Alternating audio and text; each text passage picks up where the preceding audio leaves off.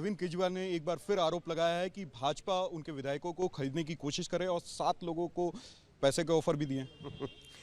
देखो, इस पूरे संसार में जो झूठा नंबर 1 कोई व्यक्ति है जिसको जनता भी अब जान चुकी है, उनका नाम है अरविंद केजरीवाल।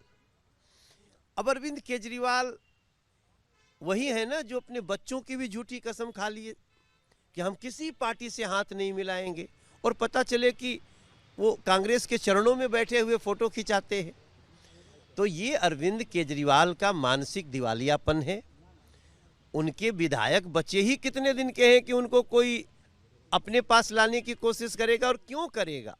भारतीय जनता पार्टी जैसा चरित्र हम अपने कार्यों की बदौलत लोगों के दिलों में प्रवेश करते हैं, और अरविंद केजरीवाल अपने छल, अपने झूठ, अपनी अकर्मण्यता, अपने भ्रष्टाचार के कारण आज जनता के मन से गिर चुके हैं।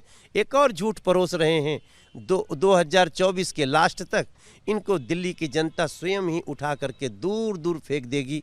ऐसे चरित्र के लोगों से भारतीय जनता पार्टी दूर दूर तक इनकी छाया से भी बचना चाहेगी। उनके नेता तो ये कह रहे हैं कि शराब घोटाले में अरविंद केजरीवाल को ये पकड़ नहीं पाए, तो उसके बाद ये नया खेल रचा है। पकड़ नहीं पाए, पीछे पीछे एजेंसी लगी है, आगे आगे अरविंद केजरीवाल भाग रहे हैं, पीछे पीछे एजेंसी लगी है।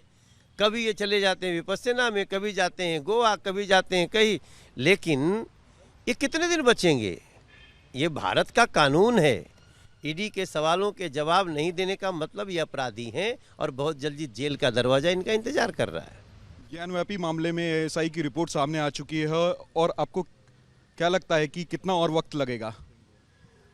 देखिए, ज्ञानवापी का सत्य लोगों के समक्ष आ रहा है, और सबसे इसमें मैं देश के लोगों को बोलना चाहता हूं कि ये कार्य किसी एक व्यक्ति या सरकार के चाहने से नहीं, न्यायालय के चाहने से हो रहा है।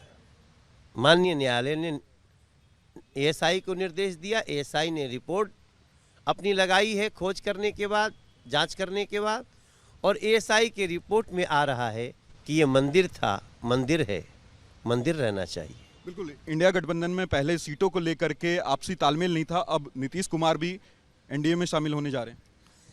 देखिए, इंडी अलायंस कोई दिल से मिला हुआ संगठन थोड़ी था।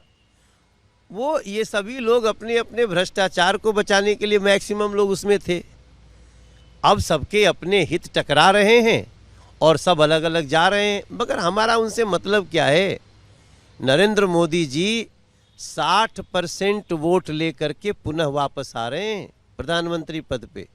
आज मैं रिपब्लिक भारत के मार्फत ये बात कहता हूँ, मीडिया को कहता हूँ, आप देखिएगा कि भगवान राम की प्राण प्रतिष्ठा के बाद हम दिल्ली में पिछले 2019 में 56% वोट लेकर के आए थे। हम अध्यक्ष थे उसमें पार्टी के, और हम अब पूरे देश में 60% लोग नरेंद्र मोदी जी को वोट देंगे, न्यू वोटर्स वोट देंगे।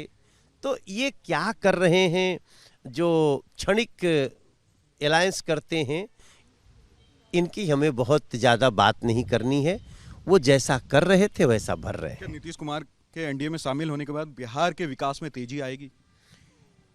भाई, अगर ऐसा हुआ तो इसमें कोई दो राय नहीं कि बिहार के विकास की स्पीड बहुत ज़्यादा होगी, और जो होनी भी चाहिए। सैम पित्रोदा का एक बयान आया है, उन्होंने कहा है कि जो संविधान का निर्माण है वो नेहरू की वजह से हुआ, ना कि अम्बेडकर की वजह से। देखिए, जो कांग्रेस की बची खुची थी ना, उसमें एक और कील ठोक दी है सैम पित्रोदा ने। अगर कांग्रेस को बुद्धि होगी तो राहुल गांधी जी जहां भी होंगे कांग्रेस के साथ न्याय करेंगे और जल्दी अपना पक्ष रखेंगे। बिल्कुल साफ तौर पे आप मनोज तिवारी जी को यहाँ पे सुन रहे थे। उन्होंने कहा कि पहले तो नीतीश को लेकर के कि अगर वो आते हैं तो उनका स्वागत है, और जो बिहार का विकास की बात लगातार लोग कह रहे हैं वो कहीं ना कहीं एनडीए ही कर सकती है, और पीएम नरेंद्र मोदी ही कर सकते हैं।